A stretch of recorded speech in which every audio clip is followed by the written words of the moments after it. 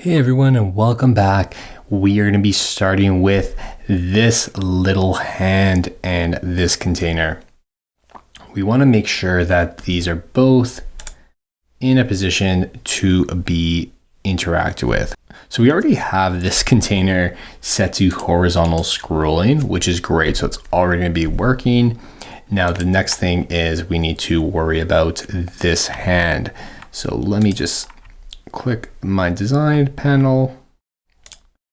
I'm going to just make sure that everything is set perfectly. 812 is the size of the iPhone, so we're going to stick to that. And we will create a new frame. We can just Command C, Command V it. Okay, now this is the final frame, and we're going to work on this one. So we can do a couple different things here. What I want to do is actually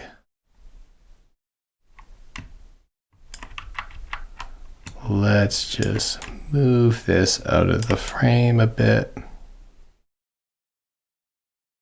like that. And I'm sure you all know what's going to be happening now. We're going to select that frame, select our prototype panel, and move on over. And here we'll set it to after delay in 200 milliseconds. We'll do smart animate. We'll set it to 1,000. I think 1,000 is perfect. So let's do that. And we can rename our flow just to keep things as neat as we possibly can. I know I haven't been really doing a good job of renaming everything, but that's something you can do for presenting to others. So let's press play.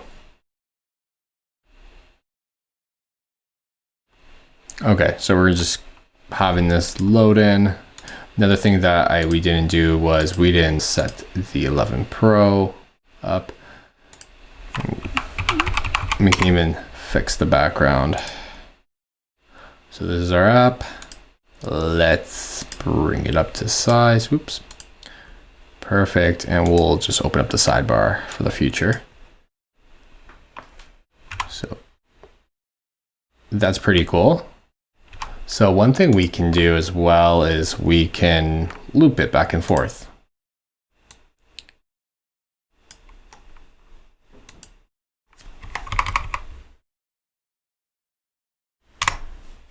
And we can just do it on after delay. Let's see what happens when we do that.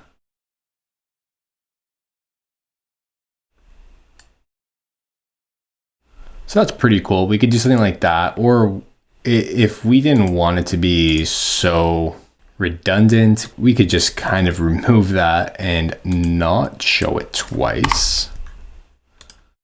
So let's just take a look again.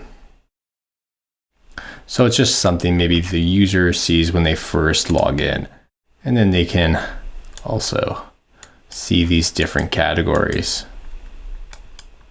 So that is great. Now we have an easy way for users to see categories and also bring attention to the different content over here. Another thing we can do is we can even move this content over.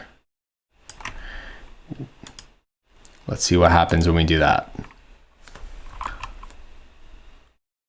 That looks great. And how about we remove this auto layout? We'll remove it here as well. Make sure to not use the final design for this. Make a copy of the page. So we can stagger the content.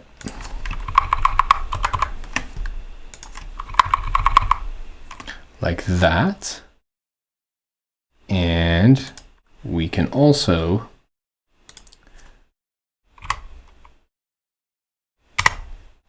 bring the opacity down. So let's see what happens.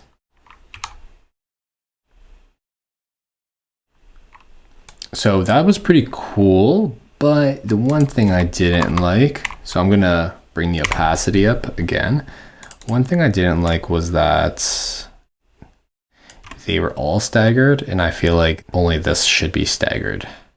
This is what we really want people to see. So let's fix that.